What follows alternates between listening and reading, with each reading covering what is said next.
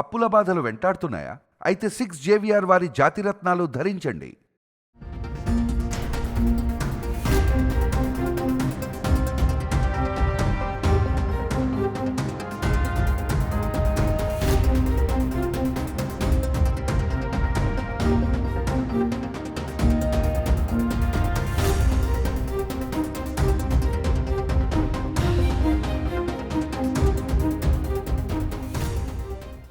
నమస్తే, welcome to మనం TV. Ahmedabad నుంచి లండన్ బయలుదేరిన ఎయిర్ ఇండియా విమానం టేకాఫ్ అయిన కొద్ది నిమిషాలకే క్రాష్ అయిపోయింది. అందులో ప్రయాణిస్తున్నటువంటి 242 మంది ప్రయాణికులు కూడా ఆన్ ది స్పాట్ చనిపోయినటువంటి పరిస్థితి. దేశం మొత్తం ఒక దిగ్భ్రాంతి, షాక్ అయిపోయిన పరిస్థితి. దేశమే ఒక శోక సంద్రంలో మునిగిపోయిన పరిస్థితి. ప్రధానమంత్రి నరేంద్ర మోదీ దగ్గర నుంచి కేంద్ర మంత్రులు, వివిధ రాష్ట్రాల ముఖ్యమంత్రులు, అధికారులు అందరూ కూడా సంతాపం తెలియజేస్తూ ఉన్నారు. దేశం ఒక్కసారిగా కుదేరైపోయింది. అతిపెద్ద ప్రమాదం గత కొన్ని రోజులుగా చూసుకుంటే అతిపెద్ద విమాన ప్రమాదం భారతదేశంలో జరిగింది. అది అహ్మదాబాద్ నుంచి బయలుదేరినటువంటి కొద్ది నిమిషాలకే, టేకాఫ్ అయిన కొద్ది నిమిషాలకే ఈ అతిపెద్ద ప్రమాదం జరిగినటువంటి పరిస్థితి. అది కూడా ఒక మెడికల్ కళాశాల బిల్డింగ్ మీద కూలిపోయింది. ఆ తీవ్రత చూడండి. అందులో ఉన్నటువంటి 20 మెడికోలు డాక్టర్సు చనిపోయారు. వాళ్ళు కూడా ఈ మంటల్లో చిక్కుకొని చనిపోయినటువంటి పరిస్థితి ఉంది. 242 మంది అక్కడ ఉన్నటువంటి డాక్టర్స్ కింద మెడికల్ కళాశాలకు సంబంధించి అందులో ఉన్నటువంటి డాక్టర్లు కూడా ఇందులో చనిపోయారు. విదేశాంగ శాఖ చాలా క్లియర్గా ఇప్పటికే ఒక పోస్ట్ పెట్టింది. ఎవరూ కూడా బతికే ఛాన్స్ లేదు, చాలామంది కూడా ప్రాణాలు కోల్పోయారు, అత్యంత బాధాకరమైనటువంటి విషయం అని చెప్పి విదేశాంగ శాఖ కూడా ఒక పోస్ట్ పెట్టినటువంటి పరిస్థితి. ప్రస్తుతం ఆ ఘటనా స్థలంలో ఎక్కడైతే విమానం కూలిపోయిందో ఆ ఘటనా స్థలంలో ఉన్న దృశ్యాలు మనం చాలా స్పష్టం చూడొచ్చు. ఆ మెడికల్ కళాశాల పైన కూడా విమానం రెక్కొకటి మనం విజువల్స్లో చూస్తే కనిపిస్తుంది. సో పెద్ద ఎత్తున అక్కడికి జనం అందరూ చేరుకున్నారు. ఇది ఘటన జరిగినప్పుడు సరిగ్గా లంచ్ టైంలో జరిగిందండి. 1:30 సమయంలో జరిగింది. లంచ్ టైం కూడా కావడంతో డాక్టర్స్ అక్కడ ఆ కళాశాల దగ్గర కొంచెం ఎక్కువ మంది ఉన్నారంట. అది కూడా ఒక కళాశాల హాస్టల్ భవనం కూడా అని చెప్తా ఉన్నారు. ఇంకా సమాచారం రావాల్సి ఉంది. డాక్టర్స్ 20 మంది కంటే పైగానే ఉన్నారు. 20 మంది ఆన్ ది స్పాట్ వాళ్ళు కూడా చనిపోయి ఉంటారు. ఈ 242 ఈ 20 మంది యువ డాక్టర్స్ కూడా చనిపోయారని చెప్పి సమాచారం వస్తోంది. చాలా బాధాకరమైనటువంటి విషయం. ఇక్కడ ఈ ప్రమాదం జరిగినప్పుడు పైలట్లు ఏటీసీకి సమాచారం అందించారు. May Day May Day May Day. మేడే అంటే సాయం చేయండి అని అర్థం. ఫ్రెంచ్ భాషలో దాని అర్థం సాయం చేయండి అని. ఇట్లా ఏదైనా అత్యవసర పరిస్థితి ఉన్నప్పుడు మేడే కాల్ చేస్తారు.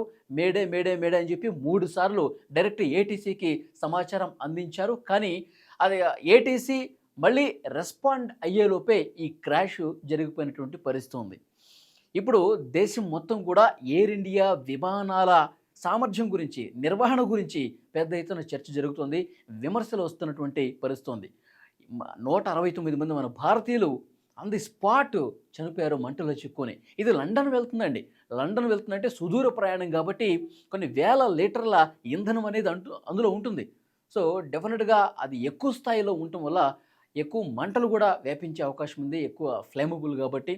సో డెఫినెట్గా మంటల్లో చిక్కుకొని అందులో ప్రయాణిస్తున్న వాళ్ళందరూ కూడా కాలి బూడిదైపోయినటువంటి పరిస్థితి ఉంది. చాలా బాధాకరమైనటువంటి విషయం. అయితే మరి కొంతమంది కొన్ని అనుమానాలు కూడా వ్యక్తం చేస్తున్నారు.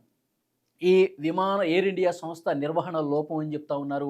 తర్వాత సరిగా స్పందించని కారణంగా, సాంకేతిక సమస్యను గుర్తించని కారణంగా ఇది జరిగిందని చెప్తున్నప్పటికీ మేజర్గా ఒక విషయం కూడా ఇప్పుడు చర్చకు వస్తుంది. ఎందుకంటే పాకిస్తాన్ మన శత్రు దేశం, ఉగ్రకోణం ఏమైనా ఉందా? ఎందుకంటే ఉగ్రవాదుల్ని మన దేశం మీదకి ఉసిగొలిపి ఈ రకమైనటువంటి దాడులు చేసినటువంటి చరిత్ర ఉంది కాబట్టి పెహల్గాం దాడి మనం చూసాం. 26 మంది అమాయక ప్రాణాలు బలిగొన్నటువంటి పరిస్థితి ఉంది.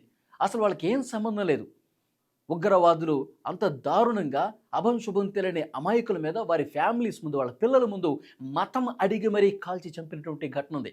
ఇప్పుడు చాలామంది ఇదే ఆవేదన వ్యక్తం చేస్తున్నారు, ఇదే అనుమానం వ్యక్తం చేస్తున్నారు. ఉగ్ర కుట్ర ఏమైనా ఉందా? ఉగ్ర లింక్ ఏమైనా ఉందా? ఆ ప్రయాణించినటువంటి భారతీయుల్లో ఎవరైనా పాకిస్తాన్కి సహకరించే వాళ్ళు ఎవరైనా ఉన్నారా?